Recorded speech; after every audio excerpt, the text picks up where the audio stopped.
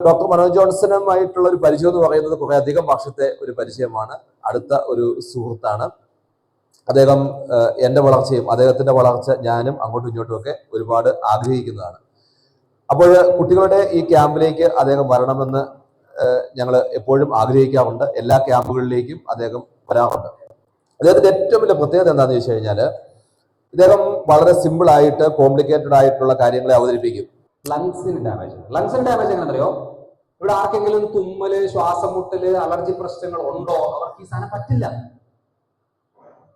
അല്ലാത്തവരെ കുടിക്കുന്ന പോലല്ല, ഇവരാണ് ഏറ്റവും കൂടുതൽ പ്രശ്നം. ലങ്സ് വീണ്ടും വീണ്ടും വീണ്ടും ഡാമേജ് ആയിക്കൊണ്ടിരിക്കും. ഇനി അതിനേക്കാളും ഡാമേജ് വരുന്ന ഒരു സാധനമാണ് കിഡ്നിക്ക്. കിഡ്നിയിൽ അറിയേണ്ട ഒരു കാര്യം, നിങ്ങൾക്ക് ആർക്കെങ്കിലും കിഡ്നി സ്റ്റോൺ വന്നിട്ടുണ്ടോ? ഇല്ലല്ലോ. ഒരാൾക്ക് കിഡ്നി സ്റ്റോണിന്റെ പ്രത്യേകത എന്താണെന്നറിയോ? കിഡ്നി സ്റ്റോൺ എന്ന് പറഞ്ഞാൽ നിങ്ങൾക്ക് വേദന എടുക്കുന്നൊന്നും അറിയാം, പക്ഷെ ഒന്നും ചെയ്യാൻ പറ്റില്ല. ശ്വാസം എടുക്കാൻ പറ്റില്ല, ശ്വാസം വിടാൻ പറ്റില്ല, നേരെ നിൽക്കാൻ പറ്റില്ല, കുനിയിക്കാൻ പറ്റത്തില്ല, കടക്കാൻ പറ്റത്തില്ല, നിൽക്കാൻ പറ്റത്തില്ല. ഭയങ്കര വേദന, സിവിയർ പെയിൻ ആണ്. എന്ന് വെച്ചാൽ ഒരു കത്തി വെച്ച് കുത്തി ഇറക്കുന്ന പോലത്തെ വേദനയായിരിക്കും. പ്രത്യേകിച്ചും ഈ ഒരു സൈഡ് പുറകിലൂടെയൊക്കെ ആയിട്ട്, അല്ലെങ്കിൽ അടിവയറ്റ്. ഇത് ഏറ്റവും കൂടുതൽ ഉണ്ടാകുന്നത് ഈ പറയുന്ന, ഇതെല്ലാം യൂറിനിലൂടെ പുറത്തു പോകണ്ടേ, ഇതെല്ലാം സ്റ്റക്കായി കിടക്കും. പിന്നെയുള്ളത് ബ്രെയിൻ്റെതാണ്.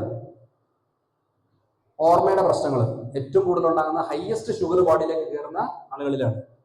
ഡൈജസ്റ്റീവ് സിസ്റ്റം, ഈ ഗ്യാസ് നിറയുന്ന പ്രശ്നങ്ങൾ, ഈ വയറിങ്ങനെ കൊളുത്തി പിടിക്കുന്ന പ്രശ്നങ്ങൾ, ബോൺസ് ഞാൻ ഓൾറെഡി പറഞ്ഞു, ബോൺ വീക്ക് ആവുന്ന കാര്യങ്ങൾ, ടീത്ത്, അത് ഞാൻ ഓൾറെഡി പല്ലിന്റെ കാര്യം പറഞ്ഞു. അപ്പൊ അതുകൊണ്ടാണ് ഞാൻ പറഞ്ഞത്, മാസത്തിൽ 1 അല്ലെങ്കിൽ ഒരു 2-3 ആഴ്ച കൂടുമ്പോൾ ഒരു തവണ ഒരു ചെറിയ അളവിൽ കുടിക്കുന്ന പോലെ അല്ല നിങ്ങൾ ആഴ്ചയ്ക്കൊന്നോ 10 ദിവസത്തിലൊരിക്കൊക്കെ ചെയ്യുന്നത്. വളരെ പ്രശ്നം ഉണ്ടാക്കുന്നതാണ്. അതുകൊണ്ട് നിങ്ങൾക്ക് കുടിക്കാം, ഒരു കുഴപ്പമില്ല.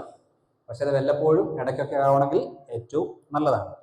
ഇത് നിങ്ങൾ നല്ലതല്ല എന്ന് പറഞ്ഞിട്ട് കാര്യമില്ല. എന്തുകൊണ്ടെന്ന് അറിഞ്ഞിട്ട് നിങ്ങൾ ചെയ്തിട്ട് കാര്യമുള്ളൂ. അല്ലാതെ ചുമ്മാതെ നിങ്ങൾക്കറിയാം സോഫ്റ്റ് ഡ്രിങ്ക്സ് നല്ലതല്ല, പിസ്സ നല്ലതല്ല, ഇത് നല്ലതല്ല, പക്ഷെ അതെങ്ങനെ ശരീരത്തെ ബാധിക്കുന്നത് അതറിയണം.